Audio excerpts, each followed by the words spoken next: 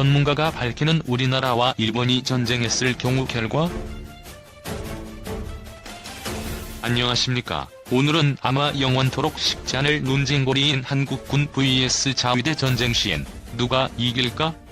에 대해 알려드리도록 하겠습니다. 이 글은 수치와 국가 능력을 비교하는 이론적인 설명입니다. 재미로만 봐주세요. 사실 이런 떡밥은 의외로 양국가 간의 사정과 주로 투자하는 군정에 대한 수치만 비교해봐도 결국엔 막상막하 수준이라는 것을 알 수 있습니다. 육지엔 한국이 우세하고 해양에선 일본이 우세합니다.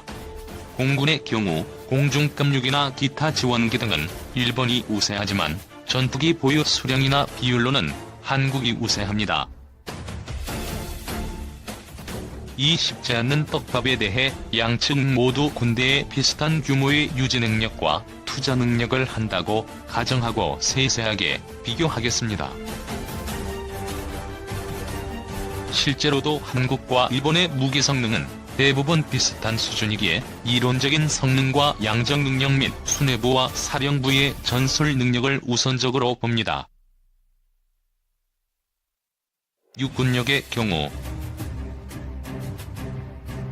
육군력의 경우 말도 할 필요 없이 한국 육군이 질적인 면과 양적인 면 모두 압도적으로 우수합니다.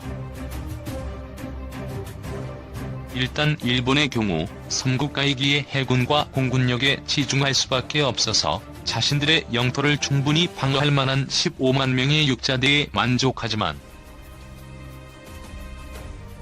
한국 육군은 유사시 머릿수 100만의 북한군과 당장 참전 및 내정 간섭을 하거나 군사적인 행동을 할 가능성이 높은 중국, 넓게 보면 러시아까지 자국에서만큼은 방어하도록 매우 비대한 육군력과 그에 합당한 질을 가지고 있습니다.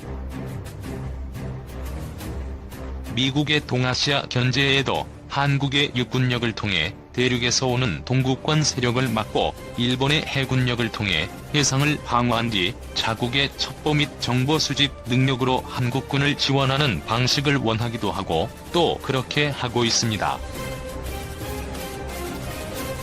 보병의 경우 한국 육군 52만 명 vs 일본 육상자위대 15만 9천 명으로 일단 병사의 수로서 게임이 되질 않습니다. 물론 이건 북한군같이 5060년대 장비의 머릿수로 밀어붙이는 게 아닌 징병제로서 웬만한 모병제 국가보다는 개인 장비와 투자로 떨어지지만 B급은 되고 포격전과 기갑전에 맞춰진 한국군이기에 일본은 매우 힘들 것입니다. 지상전의 왕자인 전차의 성능과 수량으로도 비교가 되질 않는데 우선 한국 육군은 3세대 전차 1570여 대 1세대 전차 750여 대로 서방 국가 중 미국을 제외하고 가장 강력한 최신 기계화 전력을 가진 국가입니다. 반대로 일본 육상자위대의 경우 3세대 전차 520여 대 2세대 전차 600여 대로서 한국 육군 지상전력에 비해 매우 저조한 수준입니다. 어느 정도냐면 이건 제가 직접 육상자위대의 전차 전력 분포도를 자료를 통해 예상하고 만든 건데 보시는 바와 같이 규슈 같은 서부 방면대가 주둔하는 곳에 중국군 육전대의 상륙을 대비해 일부 배치한 것과 최북단섬인 홋카이도에 러시아군의 대규모 기갑 전력을 방어하기 위해 대부분의 3세대 전차를 배치한 걸 제외하면 일본 본토에서 그렇게 기계화 전력이 강한 곳이 별로 없습니다. 물론 어차피 해군이 너무 강해서 해군에 치중하여 방어하기에 육상으로 침투할 가능성이 매우 높은 저 서부와 북부를 제외하면 본토에서 전력은 그렇게 크지 않은 편입니다. 다만 일본 본토 침투가 그만큼 하드합니다. 그렇기에 일본이 본토에서 전차 들고 싸울 정도면 이미 한국 육군이 대패했거나 러시아 육군이 홋카이도에 상륙하거나 중국 육전대 일부가 규슈로 기습해 침투한 상황을 가정하기 때문에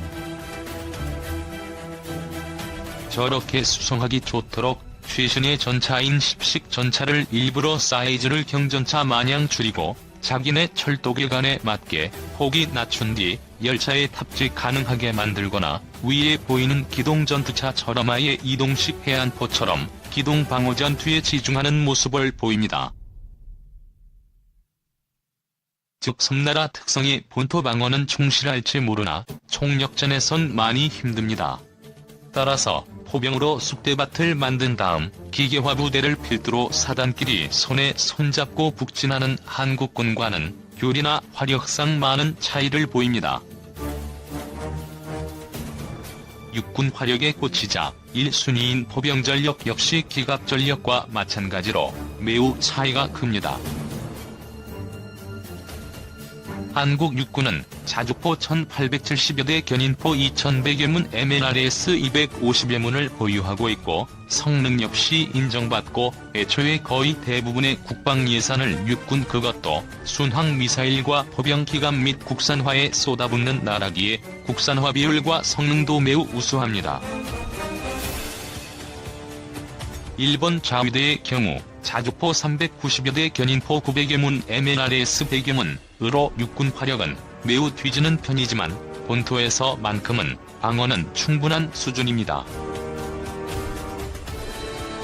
이 역시 한국군의 경우 위에도 말했지만 일단 포병으로 다 부숴버리고 진격하는 것이고 가성비와 추적을 눈앞에 맞대고 있는 상황에 원거리 타격 수단의 깔맞춤이기 때문인데,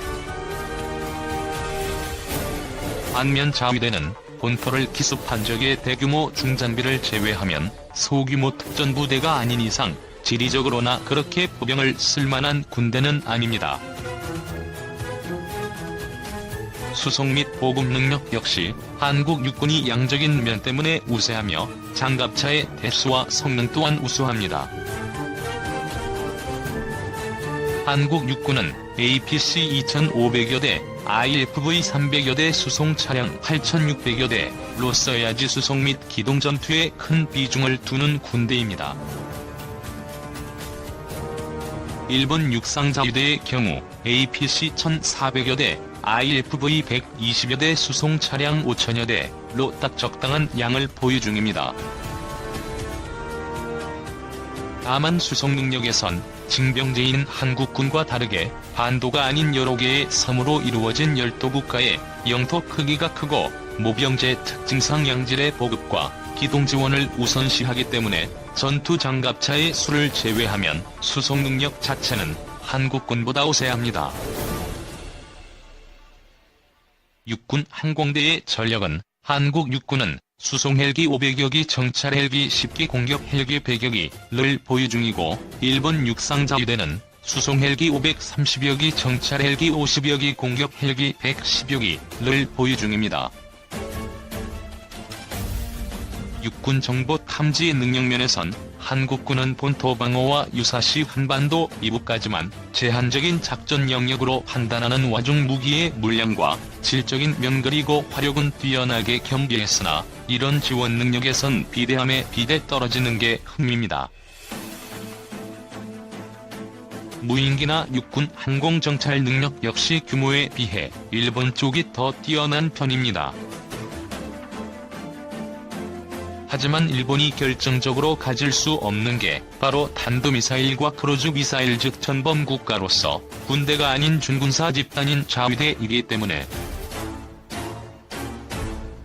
이런 미사일을 제작하는 게 불가능하지만 한국군은 한미 미사일 사거리 지침을 통해 사거리가 제한적인 걸 감안해도 현무 3B는 사거리 1000km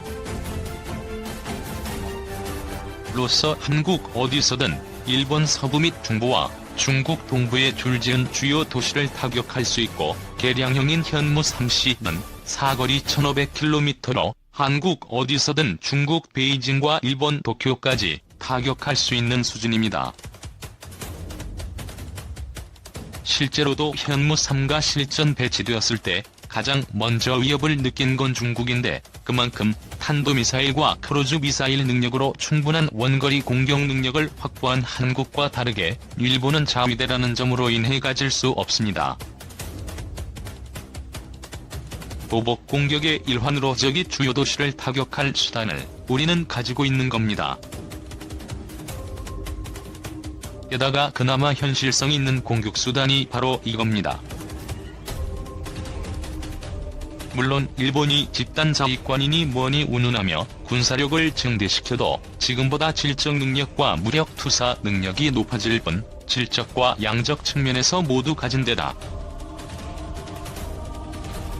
징병제인 한국을 압도하는 건 사실상 불가능하고 미사일 역시 한국과 마찬가지로 미일 미사일 사거리 관련 지침으로 귀찮아질 가능성이 큽니다. 그러니까 육군만큼은 정말 제주장이긴 한데 100제곱km짜리 평야에서 한국 vs 일본 육상 전력이 맞붙는다면 한국은 굳이 전체를 내보낼 필요 없이 한 개 야전사나 야전사의 80% 전력으로도 충분히 일본을 상대 가능한 수준이라고 봅니다. 이 정도로 양측 육군의 주요 능력을 비교해봤습니다. 결론. 어차피 이걸 보시는 분들은 거의 다 군복무 경험이 있을 테고 저는 전문가가 아니기에 북중러와 미국 및 한일 관계의 국제정세에 미치는 영향 등을 고려하지 않기에 길게 설명 안 하고 결론만 간단하게 써보자면 1.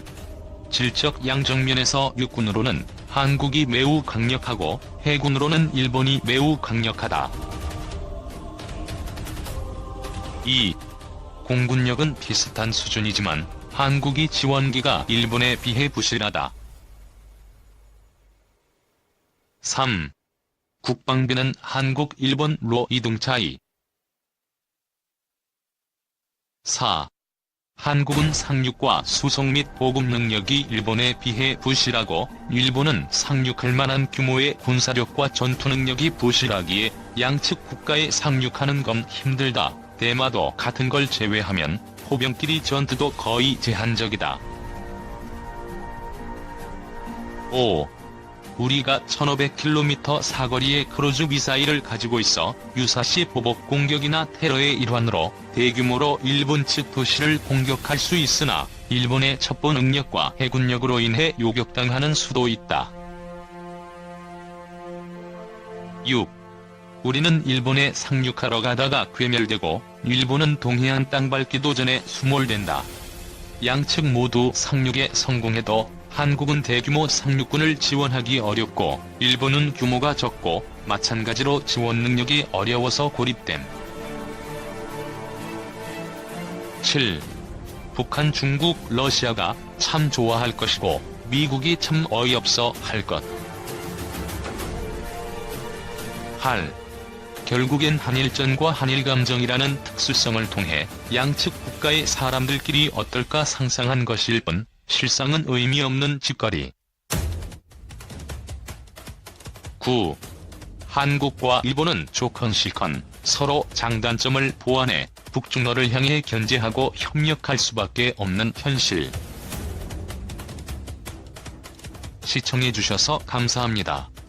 호스팅이 도움되셨다면 구독하기를 꾹 눌러주세요.